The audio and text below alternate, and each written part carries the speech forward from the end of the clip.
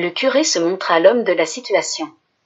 Il n'eut de cesse de multiplier épreuves et contre-épreuves, si bien que même entouré d'une grande discrétion, le phénomène eut des dizaines de témoins, surtout des prêtres et des médecins, dont les observations et les dépositions sont d'un intérêt capital. Les fois où je célébrai la messe pour elle et lui donnai la communion, je pus observer qu'après avoir reçu le Seigneur, elle s'absorbait dans la contemplation. Je voyais alors la sentina en extase, sans aucun mouvement, les yeux grands ouverts et levés vers le ciel, fixant un point éloigné. Son corps était suspendu en l'air et immobile, dans la position horizontale, pendant un temps conséquent 25. Tous les témoignages sont parfaitement convergents. Ils soulignent la parfaite immobilité du corps suspendu en position horizontale, la pâleur du visage, l'impassibilité des traits et la totale insensibilité aux stimuli extérieurs, piqûres, brûlures, bruits. Les faits, quotidiens, durèrent 29 années, au fil desquels on put mettre en évidence 4 types d'extases accompagnées de lévitation. Les extases d'oraison. Se produisant chaque nuit, elles eurent très peu de témoins. C'est le seul cas où le visage de l'extatique exprimait tantôt la joie, tantôt la tristesse, suivant l'objet de sa contemplation. Les extases eucharistiques. Après avoir reçu la communion, Anna était soulevée au-dessus de son lit, restant ainsi immobile durant un temps conséquent. Les extases du Vendredi Saint. Elles se renouvelait chaque année de midi à 15 heures précises, moment où Anna ramenait contre son corps ses bras jusque-là étendus en croix, puis inclinait la tête sur la poitrine avant de redescendre doucement sur son lit pour reprendre conscience. Atteinte d'hémiplégie 6 ans avant sa mort en 1875, Anna Magalae n'en restait pas moins capable, lors des extases du Vendredi Saint, de mouvoir avec aisance son bras paralysé pour adopter l'attitude du crucifiement. Perplexes, les médecins n'ont pu que constater la réalité de ce phénomène inexplicable du point de vue naturel. Les extases des « sorties du Seigneur ». Ce sont les plus étonnantes. Comme l'a stigmatisé Anne-Catherine Emmerich, l'extatique d'Arifana avait le don de percevoir à distance la présence sacramentelle du Seigneur. Chaque fois que l'on portait l'Eucharistie en viatique à un malade ou un mourant de la localité, Anna entrait en extase, s'élevait au-dessus de son lit et suivait d'un mouvement de la tête, parfois du corps entier, le parcours de la procession à travers les rues du village. L'insertion du prodige dans le rythme de la vie spirituelle de la servante de Dieu, et les formes spécifiques qu'il revêt en fonction de chaque mode de prière personnelle ou liturgique, lui confèrent une valeur de signe singulièrement éloquente. Francisca Anna Ciré Carbonel. Sœur de la Charité à Majorque, Francisca Anna Ciré Carbonel, 1781 à 1855, a été béatifiée en 1989. Dans les dernières années de sa vie, alors qu'elle atteignait sa pleine maturité spirituelle, elle connut de fréquentes extases accompagnées de lévitations impressionnantes. Il suffisait que l'on prononçât le nom de Dieu pour que se produisît le phénomène. Les faits eurent une quantité de témoins, car il se produisait à tout moment et en tout lieu, arrachant soudain la religieuse à ses occupations du moment. Les oraisons du soir ayant été récitées, avant d'éteindre la lumière, la fervente servante de Dieu fut inopinément ravie en extase et commença à s'élever à une hauteur assez conséquente, restant allongée comme elle était auparavant, et tirant avec elle la couverture 26. Après un premier mouvement de stupeur, ses compagnes réalisèrent ce qui se passait. Plus tard, malgré la fréquence du phénomène, elles ne s'y habituèrent jamais vraiment. Étant malade, elles gardaient la chambre. Or, parlant de Jésus et des choses du ciel avec Magdalena et Catalina Maria de Ceaentano, elle fut ravie en extase et commença aussitôt à se soulever, comme si elle était absorbée vers le haut, conservant toutefois la position horizontale. Elle atteignit une hauteur notable, si bien que ses deux compagnes se crurent obligées d'interrompre le mouvement et, saisissant de chaque côté les pans de la couverture qu'elle avait entraînée avec elle elles se mirent à tirer de toute leur force vers le bas pour la faire revenir sur son lit 27. On ne nous dit pas si les braves filles parvinrent.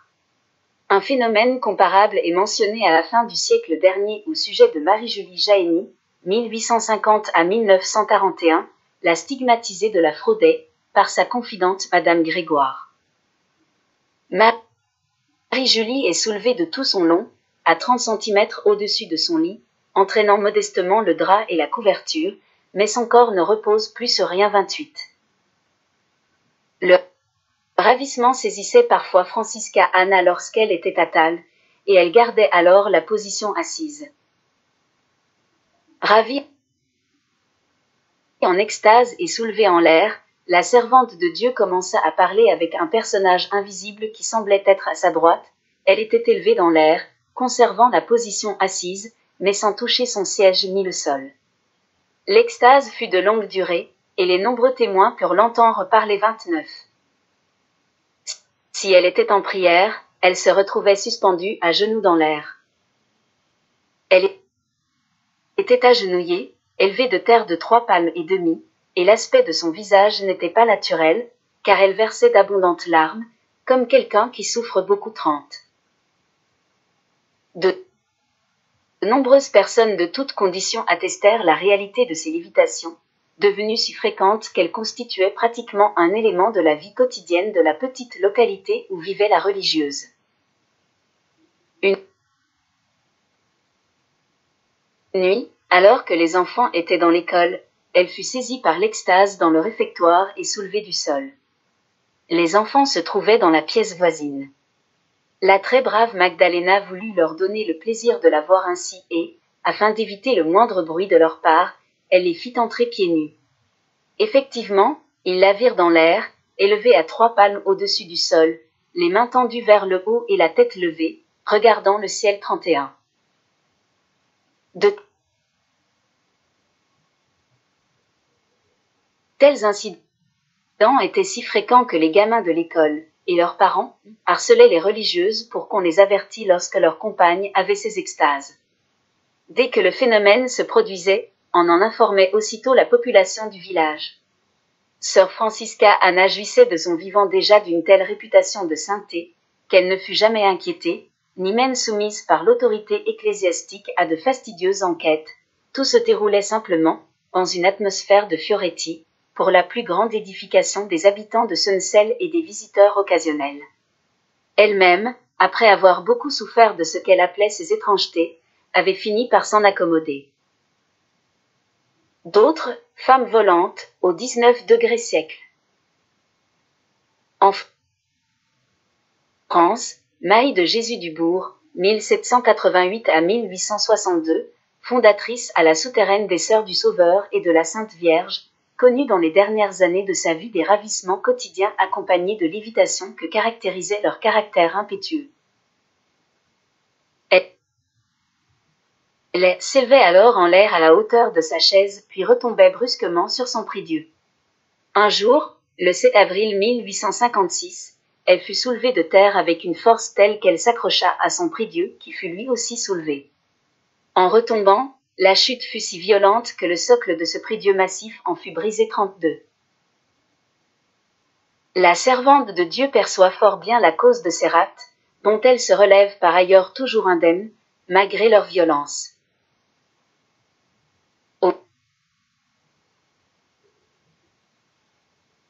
Au moment où je faisais l'acte d'amour de Dieu, à la prière du soir, la révérende mère fut enlevée avec une force véhémente et comme elle s'attachait à son prie-dieu pour résister à l'attraction divine, le prie-dieu fut aussi enlevé et retomba avec un grand fracas. Le marchepied se fendit. Le lendemain matin, je fus la voir. On me demande des nouvelles de mes genoux, dit-elle avec une certaine confusion, ils ne me font pas mal du tout. Le prie-dieu n'en dirait pas autant, repris-je. Mon cœur se partageait et partait, reprit la bonne mère qui m'a fait bien souffrir. Et quelques moments après elle descendit doucement à la chapelle, voir ce qui en était de son prie-dieu et se baissant pour regarder la fente, elle disait tout bas, ô chétive et misérable créature. Vois ce que tu as fait, 33.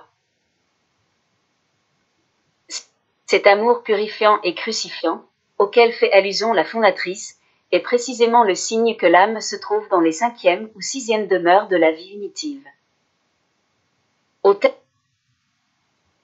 terme d'une longue période de purification intérieure, Maria de Mathias, 1805 à 1866, fondatrice des adoratrices du précieux sang à Rome, aujourd'hui béatifiée, connut des extases accompagnées parfois de lévitation, qui signalaient le haut degré d'union à Dieu auquel elle était parvenue. Une nuit de jeudi saint, notre vénérable fondatrice s'étant arrêtée à l'église pour prier devant le Saint-Sépulcre, une de nos sœurs, poussée par la curiosité, alla l'épier pour voir ce qu'elle faisait. Elle fut surprise de la voir soulevée en l'air 34. La fondatrice interdisait à ses filles de faire allusion à ces prodiges, dont pâtissait son humilité et son désir de vie cachée, mais allait empêcher une communauté de femmes de bavarder. Même l'ascendant d'une sainte n'y suffisait pas. Alors elle se mit à fuir les occasions, en quelque sorte, se retirant précipitamment dans sa chambre lorsqu'elle sentait l'extase la saisir, et s'efforçant en même temps de résister au ravissement. En vain. Une fois, on portait dans le monastère la communion en viatique à une religieuse infirme, et sœur Louise Asproni, qui avec d'autres compagnes escortait le très saint sacrement et portait un cierge à la main, s'approcha de la chambre de la supérieure pour voir si elle s'y trouvait, et elle la vit qui était soulevée bien au-dessus du pavé 35. D'autant plus en vain que le phénomène avait lieu parfois en public. Une fois, à Marino, étant alors une fillette de 6 ou 7 ans, je me rendis à la chapelle pour entendre la vénérable qui faisait une conférence. Je parvins à me placer tout près d'elle, tant l'affluence du peuple était grande put observer qu'à un moment elle s'éleva de terre, et ce fait m'impressionna beaucoup, et il m'impressionne encore, comme s'il venait juste de se produire 36. Les recoupements chronologiques permettent de situer ces phénomènes dans les années 1855 à 56, c'est-à-dire la période où la bienheureuse connaissait, au sortir d'une nuit des sens et de l'esprit, l'union extatique des fiançailles spirituelles, prélude à l'union transformante de l'âme. Tout à fait comparables sont les lévitations de Clélia Barbieri, fondatrice des Sœurs minimes de Notre-Dame des Douleurs, au Budry de Bologne. Elle mourut en 1870, à peine âgée de 23 ans, et les faits marquèrent les ultimes années de cette courte existence, au moment où la jeune femme parvenait au sommet d'une précoce sainteté.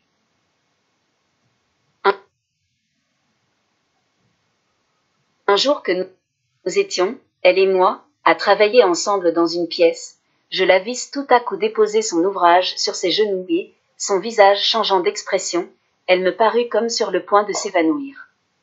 Toute confuse de me trouver seule dans cette situation délicate, je me levai et m'approchai en tremblant un peu, pour lui porter secours. Mais quand je fus auprès d'elle, je constatai qu'elle était soulevée en l'air, sans aucun appui.